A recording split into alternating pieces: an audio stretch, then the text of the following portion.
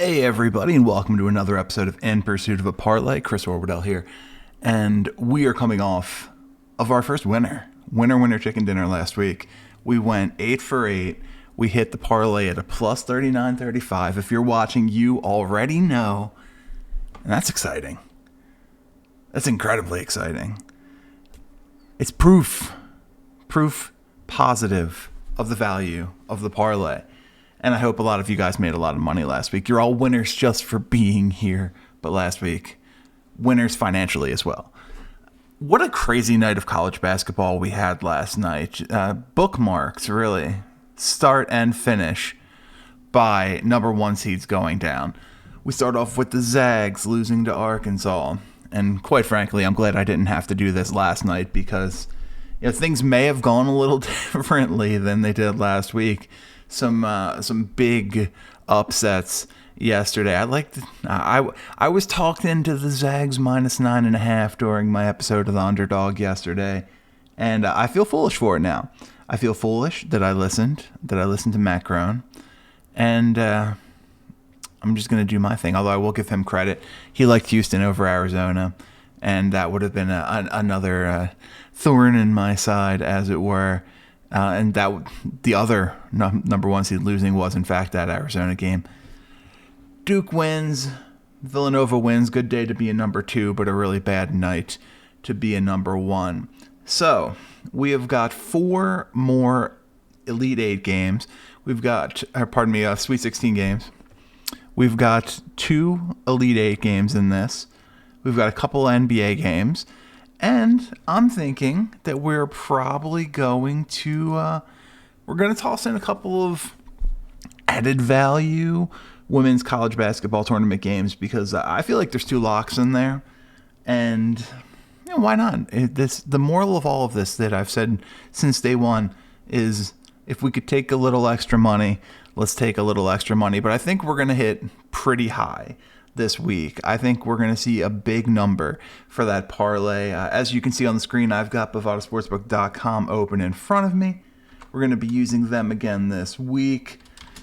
If it ain't broke, don't fix it, right? And that was certainly the case.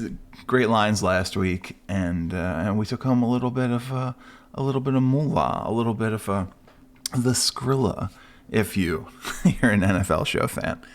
Listen to everything. Listen, just engage in everything we do. You're wrong, and here's why with Greg.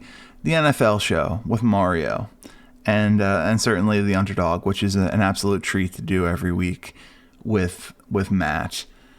A lot of fun. Thank you guys all for the continued support of this show. It's been heartwarming. It's been overwhelming, and it's certainly been appreciated. I think we had our biggest show ever last week, and it just so happened that was our first winner.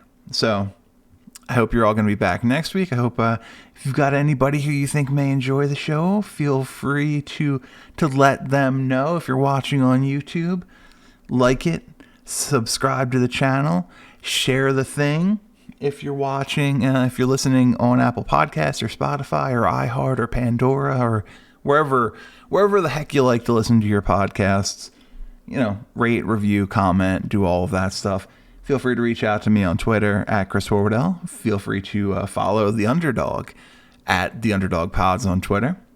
And if you have any questions, if you have any lines that you'd like to see, any games you'd like to see picked, reach out and we'll do what we do, which is win. 100% winners from now on. Confidence. All right, let's get right into this. Let's go. The tournament darlings thus far. The St. Peter's Peacocks right up here. Number 15 seed facing off against the number 3 seeded Purdue Boilermakers. We're showing, to the surprise of almost no one, Purdue's going to end the Cinderella run here from St. Peter's about 90% of the time. They're going to win about 90% of these games. And St. Peter's they've been fun. The biggest winner of March Madness may be their coach, Shaheen Holloway, who looks like he's going to be beating off top programs with a stick. Chris Beard-esque at Little Rock a handful of years ago. He's going to have his choice of where he wants to go coach. It's a shame for him that Duke already has a succession plan in place for Mike Krzyzewski. That would have been a nice little step up going from St. Peter's in New Jersey to Duke. And feasible. The offense that Holloway runs, and if you're watching this, you're probably going to watch the St. Peter's game. You've probably watched these handful of St. Peter's games so far. Their offense is magnificent. Maybe the best run offense in all of college basketball. No hyperbole there. And it shows. They managed to beat Murray State by 10 points, a number 7 seed. They managed to beat Kentucky, a number 2 seed, by 6 points. They simply weren't ready for what the St. Peter's team was. But now we're into weekend number 2. Now there's a little more tape. And I think the biggest problem that St. Peter's is going to run into is that how do you match up with those big guys from Purdue? How do you match up with a Zach Edey, the 7'4" monster? How do you match up with Travion Williams? For as much as I like Daryl Banks III and the rest of that St. Peter's team, I do think Jaden Ivey's going to take it a little bit personally. Jaden Ivey's he's in a good position too, because for as good as Paolo Banchero looked last night, and by the way, he looked spectacular. I apologize for suggesting that Chet was the clear-cut number 1, and then Jabari, and then Paolo. Paolo, he put his team on his back last night, and proved that he deserves to be in the conversation for that number 1 pick. I do still think that Chet has a higher upside when it's all said and done, but there are teams who are going to look at the plug-and-play nature of Banchero and like what he would bring to that team. He would look good in Orlando. He would look good on some of those teams that maybe don't want to wait for Chet to figure stuff out. And I still like Chet's upside more. Regardless, no disrespect to Banchero, and this is an opportunity for Jaden Ivey to prove that he's in that conversation as well, especially with Shaedon Sharpe at Kentucky leaning towards, maybe I'm going to be in the draft this year. So the question of who's going to be that number 1 guard sort of thrown into flux all of a sudden. Jaden Ivey, I expect a huge game from him and solidify himself as that number 4 pick in the draft. So we do show St. Peter's covering this minus 12.5 right now at Bovada. Sorry, it was 13. Now it's 12.5. Just wanted to make sure that was right. We're showing them covering that about 69% of the time. And, oh man, I will tell you that this is the game looking at that I really struggled with. St. Peter's 10-3 as an underdog. Purdue 14-20-1 as a favorite against the spread. It's a big number. And the St. Peter's team, it's hard for me to believe that they're just going to get utterly blown out. So we're going to start off our picks today with a St. Peter's loss, but cover, minus 105 right here. Let's get to the lone remaining number 1 seed in this tournament. The Kansas Jayhawks take on the Providence Friars. As a Villanova fan, it stinks that the lone remaining number 1 seed is in the same side of the bracket. There could have been an easier route there. We're showing Kansas is going to win this game outright about 78.6% of the time. And that feels right. No disrespect to Ed Cooley and the Providence Friars, but I also don't think they've had the toughest path to get here so far. The jump in talent level from their wins over Richmond, in all due respect, they blew out Richmond by 28 points, 79-51, and South Dakota State in that first round game where they won by 9. The talent level between those guys and this number 1 Kansas team, it's substantial. I like Nate Watson. I like what he does for that team. I think this is going to be an uphill matchup for the Friars. Kansas has got wins over Creighton and Texas Southern. The Creighton game, maybe they played down a little bit. I think they thought they would coast to a win after a super easy win against Texas Southern in the first round, a 27-point win. Ochai Agbaji has emerged as a real candidate to be, probably not a lottery pick, but in that 20 to 35 range in the NBA draft. He seems like he is a pretty sure thing to be able to score and shoot the ball pretty well at the next level. You have the absolute sniper that is Christian Braun. Kansas team's obviously very well coached. I remember a handful of years ago, I went to the Kansas-Stanford game, and we were about 40 feet away from Bill Self. And it was amazing to me that the man, his head did not explode with how red he gets. But no question about his ability to coach a basketball team. We are showing Providence is going to cover this thing about 65% of the time. Right now, that line is 7 at Bovada. And this is not one that I'm tremendously comfortable with. I do think we're going to get a Kansas win, but I don't know that we're going to get a Kansas cover. So we'll take the Kansas money line minus 320. It's going to be our second pick in this parlay. And 2 in, we're at a modest plus 156. Already plus money. Look, you never, as I say every week, you never go broke making a profit, and plus money is just that. Up next, number 8 North Carolina versus the number 4 UCLA Bruins. We're showing UCLA is going to win this one about 68% of the time. North Carolina's been a weird team.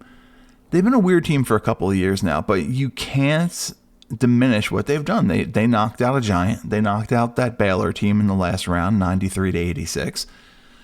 They beat Marquette, a pretty good Marquette team, in the first round, and that was a 32-point victory. North Carolina they just don't have the star, and they don't have the star power that they've had in the past. Armando Bacot, the big power forward, 16.4 points, and also their leading rebounder. The guard play isn't quite there.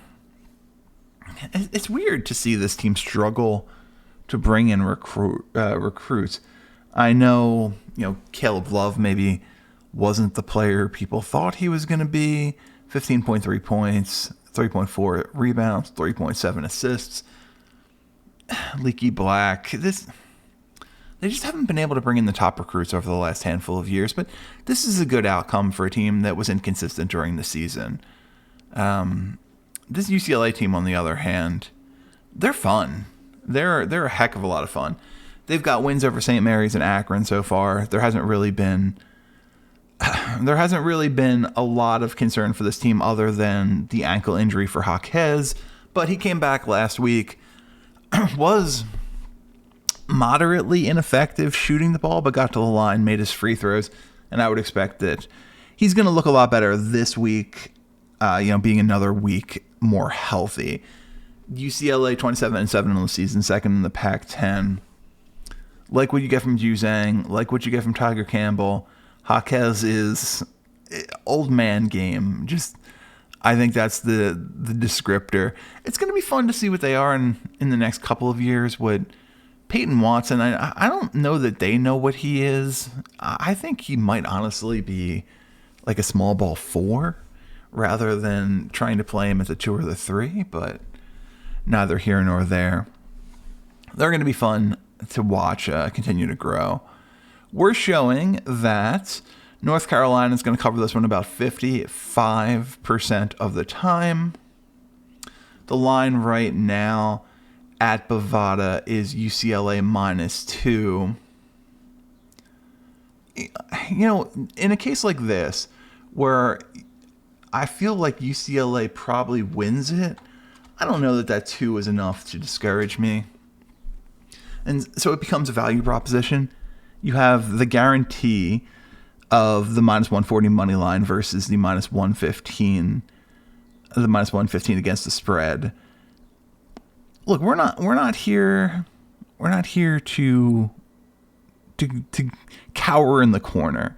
We're going to take UCLA against the spread, -2, -115 at Bovada.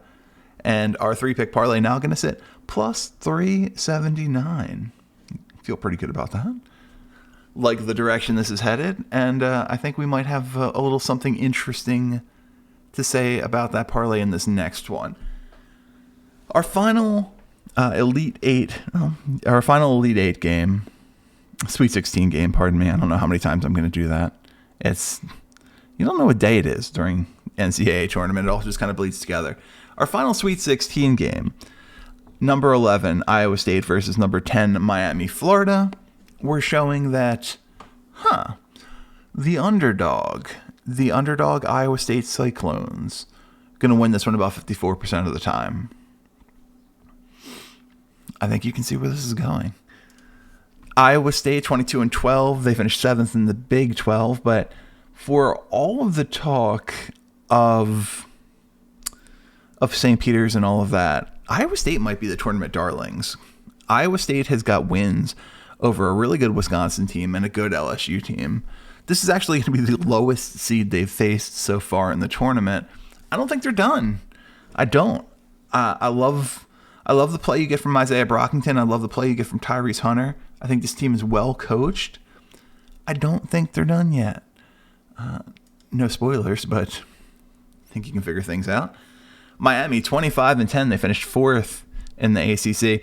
Wins over Auburn, which I don't know how much stock I put into it. I kind of think Auburn was a little bit of a fraud team. Jabari Smith, man, go to the basket. Go to the basket. You know, you're not gonna shoot perfect every night from the field. Go to the basket, make things a little bit easier. We'll see what happens in the NBA. And they also beat USC in the first round. I snuck by USC in the first round and really decimated Auburn, the fraud Auburn team, the fraud Tigers in that second round, 79-61. This is, as much as I do like the guard play on this team as well. McGusty can put the ball in the basket. Charlie Moore is a solid floor general, although I'd like to see the assist to turnover a little bit higher. I don't think they match up. I think the Iowa State team is better. And it's funny, this is a situation where the numbers really don't match up, because while we have Iowa State winning about 54% of the time, if Miami wins, we have them covering about 85%. We have Miami covering about 85% of the time. So the teeter-totter on both sides. I believe in this Iowa State team. I absolutely do. I'm going to take money line here, plus 135 at Bovada, and that is going to bump our parlay all the way up to a plus 1,034, up from 373. That's a jump. It's the kind of jump we like, and we aren't done there. No question, no doubt about it. Moving on to the Elite Eight. Disrespectful. It's disrespectful is what I'm seeing right here. I know this Houston team beat Arizona last night. I know that they played most of the year without maybe their best player. This is disrespectful. We actually show Houston winning about 65% of the time, which lines up with, actually suggests that maybe the line is a little bit lower. Houston's only favored by 2 at Bovada. I don't buy it. You know, this isn't Arizona. This isn't Sean Miller. This is Jay Wright and the Villanova Wildcats. They won 2 of the last, 4 NCAA championships. Let's talk about Houston, though. 32-5, first place in the American. Not a ton of competition. The next best team was SMU. Some good wins in the tournament so far, no question about that. Knock off number 1 Arizona last night, 72-60. Never really a game. They beat Illinois the round before that, 68-53, in first round cakewalk over UAB. The team plays fast. They want to run. They want to go. They want to push the ball. They want to put the ball in the basket. You get a lot of guard play here, and this is actually where it matches up really well with what Villanova wants to do because, that team is 4 guards and Eric Dixon. Houston, big game from Shed last night, excuse me. Big game from Edwards last night. I think there's an opportunity. I see opportunity here. Let's talk Villanova, 29-17. Second place in the Big East. Wins over Michigan, Ohio State, and Delaware so far. Yeah, Houston is has the more accomplished tournament resume. But again, this is Jay Wright. This is Colin Gillespie in his 13th year at Villanova. This is Eric Dixon and Justin Moore, Caleb Daniels. Steady guard play. This is Jermaine Samuels waking up a little bit. I love... You don't root against this team. You don't root against the Wildcats. It's not what you do. And it's not what I'm going to do here. As much as the numbers tell me maybe you should. Houston 61% to cover this spread. The line here is +2 for Villanova, plus money for the Wildcats. When do you hear that? Plus money for the Wildcats. Absurdity. Houston 23-12-0 as a favorite against the spread. Villanova 1-3-1 as the underdog against the spread. Everything says go Houston. Everything says go Houston. Literally every tangible stat that we have says take Houston. You don't go against Jay Wright. Not in the Elite Eight. Not if you're coming out of the American Conference. You just don't do it. So our 5th pick right here, Villanova plus 115 at Bovada, and that's going to take our parlay now 5 picks in to a plus 23.39. This is big money, and we're not stopping here. No sir. No siree. The other Elite 8 game that we're going to talk about, Arkansas and Duke. Number 4, Arkansas. Number 2, Duke Blue Devils. Bovada has Duke -4. Feels about right, quite frankly. Feels about right. We're showing Duke's going to win this one about 63% of the time. Move on. Talk about Arkansas. 28-8, 4th place in the SEC behind Kentucky, Tennessee, and Auburn. Bunch of teams that aren't playing basketball anymore. Huge win over the Zags last night. Another game that, while the final score suggests it was competitive, I don't think it was ever really that competitive. Wins over New Mexico State and Vermont prior. JD Notae he's one of the most fun players to watch in this tournament. And it's interesting because he's also wildly inefficient. Notae he just has liberty. He has the ultimate green light. The ultimate green light of potentially any player in this tournament. 9 for 29 last night. 2 of 12 from 3. Did he hesitate for 1 second at when he was 8 for 28? No, not for a second. He gets the ball, he's got a shot, the ball's going up. He has that supreme confidence. And that's great. But for as much as I talked about Jay Wright, this is Mike Krzyzewski and the Duke Blue Devils. Coach K won his 100th game in the tournament last night. Duke was 31-6 on the season. They've got wins over Texas Tech, Michigan State, and Cal State Fullerton. Good wins. 5-point win against Tech, a 9-point win against Michigan State, and a 17-point win over Cal State Fullerton early on. I talked about him a little bit earlier on in the show, but Paolo Banchero was impressive last night. He was impressive against Texas Tech, and I'm happy to admit when I was wrong. Now, do I still have issues with the player he wants to be? Because I don't love that you're drafting a 6'10" power forward who wants to initiate the offense and doesn't really rebound, who gets more steals than blocks in these kinds of games. I want to see him be a force down low. I want to see Banchero get up to 8.5, 9 rebounds a game. I want to see him bang in the post. But he did not shy away from the spotlight last night. Utterly spectacular. Utterly impressive. Played 37 to 40 minutes. Scores 22 points, 4 rebounds, 4 assists, 3 steals. It's a weird line, but he looked great, and he carried this team to this win. No disrespect to anyone else. You got really good really good play from every starter. Roach, Mark Williams, AJ Griffin, and Wendell Moore Jr. all looked good. But Bankar is the guy. And I think Bankar is going to be a tough matchup here for Arkansas. We're showing Arkansas, and I do like to go with the numbers. If you guys listen to the show, I like to go with the numbers. And Arkansas is going to cover this thing about 67% of the time. It's a 4-point game. We're going to sit. The Duke money line isn't a bad line. Minus 180 at Bovada. We'll take that as our 6th pick. I feel okay with that. And with that, our parlay is going to go all the way up to 36.94. I want to see if we can get this thing up to 5, maybe 6. Let's make some real money here. Let's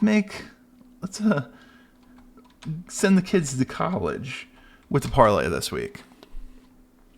I'm going to jump to 2 NBA games real quick before we get back to a couple of bonus women's college games. First game we're going to take on is the Utah Jazz versus the Charlotte Hornets. This will be pick 7. We're showing that Utah is going to win this one about 54% of the time. Utah 45-28, first place in the Northwest, 2.5 games up over the Denver Nuggets. Here's what's interesting. They've won 3 of their last 5, lost their last 2. Losses to the Celtics and the Nets. And this is why I like this team. The Jazz aren't a team that loses 3 games in a row. They're not a team that loses 3 games in a row. They're too much of a veteran team. They're too consistent. And they're not really dealing with any sort of major injuries. Mike Conley kind of stunk against the Celtics. I don't think he's going to stink against the Hornets. The Hornets 37-36. They good for second place in the Southeast Division. 10 games behind the Miami Heat. They've won 4 of their last 5, 5 of their last 6, lost their last game to the Knicks. Inconsistent Knicks team. We're going to talk about them in a second. Hey, we're going to talk about the Heat in a second too.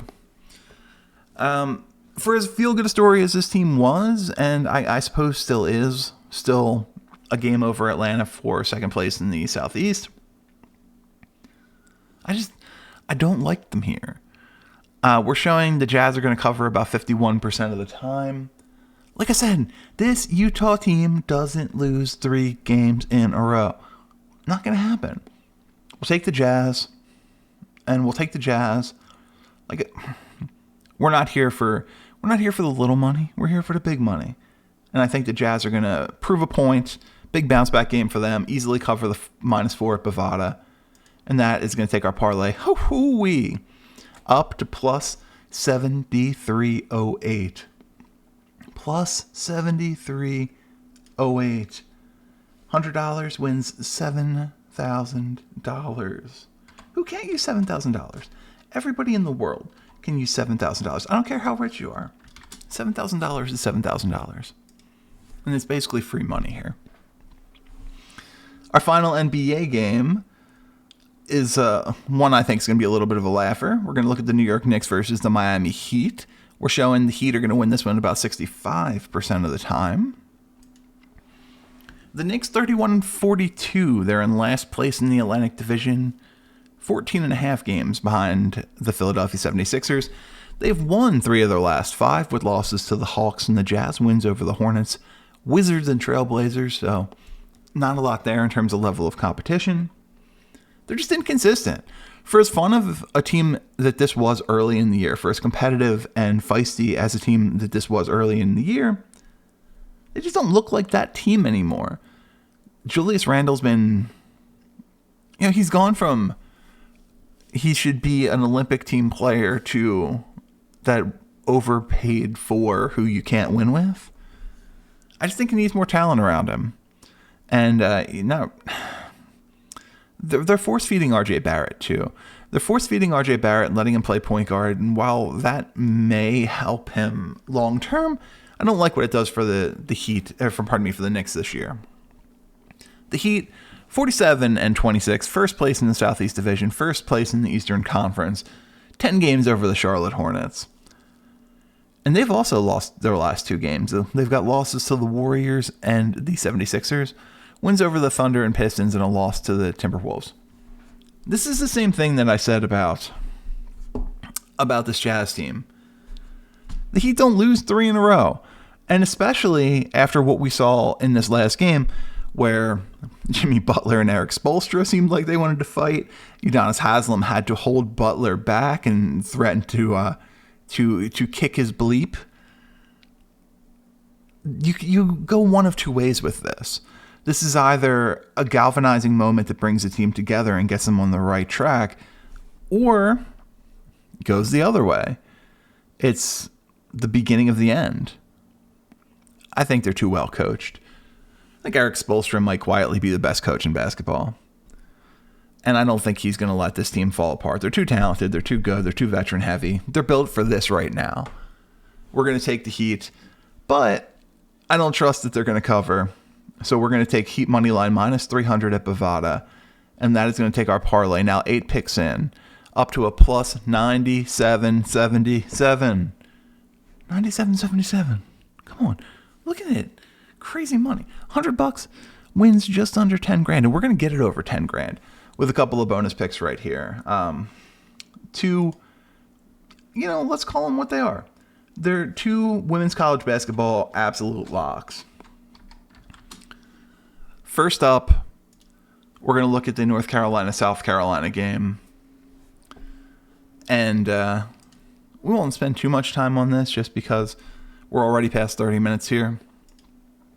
But the North Carolina team's solid. They're 3rd place in the ACC, 25-6, behind Louisville, behind NC State. The guard play is good. Deisha Kelly, Carly Littlefield. None of that matters because this South Carolina team is loaded. Utterly loaded. Aaliyah Boston, stud. Destiny Henderson, stud. South Carolina's beat Miami and Howard so far. I don't think this one's going to be close. A 9.5 point line. It's a big line. And we don't really, we're here to take the locks at this point. We're going to get up over 10,000, take South Carolina money line, minus 550 at Bovada. Doesn't seem sexy, but when it's your 9th pick in a parlay and you're just adding free cash to the bottom line, it's pretty sexy. That pick is going to take us,